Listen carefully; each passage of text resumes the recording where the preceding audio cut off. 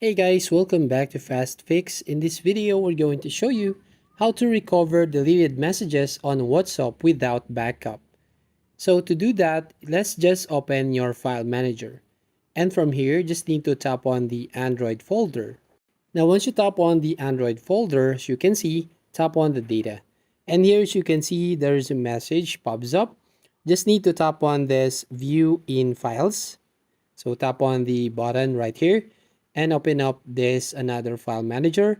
So from here, you just need to find the Android folder and then tap on this media. And then tap on this com.whatsapp. And then again, tap on this WhatsApp folder and then tap on databases. And then from here, as you can see, you just need to copy all of the files right over here. So copy all. And then click on the three dots at the top right, then tap on copy to. Now what you're going to do here is tap again that Android and media, and then find the WhatsApp folder. But from here, we just want to tap on the backup, and then we're gonna paste it right here. So all of your chat messages on WhatsApp will be recovered.